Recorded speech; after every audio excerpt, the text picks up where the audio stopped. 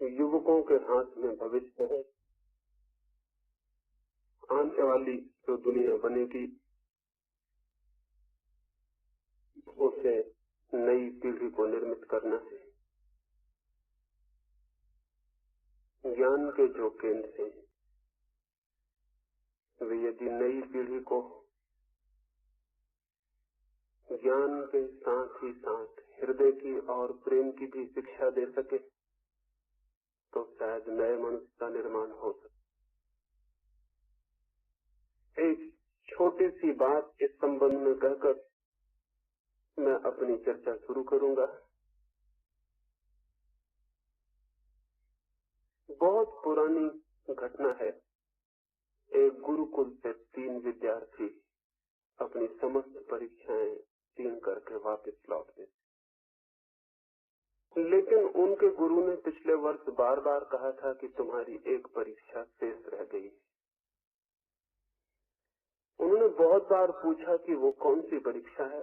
गुरु ने कहा वो परीक्षा बिना बताए ही लिए जाने की है, उसे बताया नहीं जा सकता।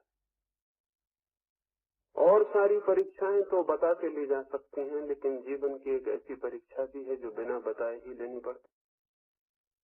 समय पर तुम्हारी परीक्षा हो जाएगी, लेकिन स्मरण रहे उस परीक्षा को बिना पास किए, बिना उत्तीर्ण हुए तुम उत्तीर्ण नहीं समझे जा सकोगे।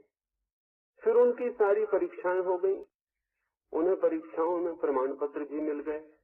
फिर उनके विदा का दिन भी आ गया, दीक्षांत समारोह भी हो गया, और वे विद्यार्थी बार बार सोचते रहे कि वो अंतिम परीक्षा कब होगी। अब तो अंतिम विदा का दिन भी आ गया। 3 विद्यार्थी जो उस विश्वविद्यालय की, उस गुरुकुल की सारी परीक्षाएं उत्तीर्ण कर चुके थे, वे उस सांझ विदा भी हो गए। रास्ते में उन्होंने 1-2 बार सोचा भी, पूछा भी एक दूसरे से, एक परीक्षा शेष रह गई। गुरु बार बार कहते थे एक परीक्षा लेनी, लेकिन अब वो परीक्षा कब होगी। अब तो हम गुरुकुल से विदा भी ले चुके हैं। सूरज ढलने को था, गुरुकुल पीछे छूट गया, घना जंगल आगे था। वे तेजी से जंगल पार कर रहे थे ताकि शीघ्र गांव में पहुंच जाएं। एक झाड़ी के पास से निकलते समय पगडंडी पर दिखाई पड़ा बहुत से कांटे पड़े। एक युवक जो आगे था छलांग लगा के निकल गया। दूसरा युवक पगडंडी से नीचे उतर के पार कर गया, लेकिन तीसरा युवक अपने सामान को, अपने ग्रंथों को नीचे रख के कांटे बीनने लगा। उन 2 युवकों ने उससे कहा, पागल हुए हो, समय खोने का मौका नहीं है, रात हुई जाती है, घना जंगल है, रास्ता भटक सकता है अंधेरे में, फिर गांव हमें जल्दी पहुंच जाना चाहिए, ये समय कांटे बीनने का नहीं है।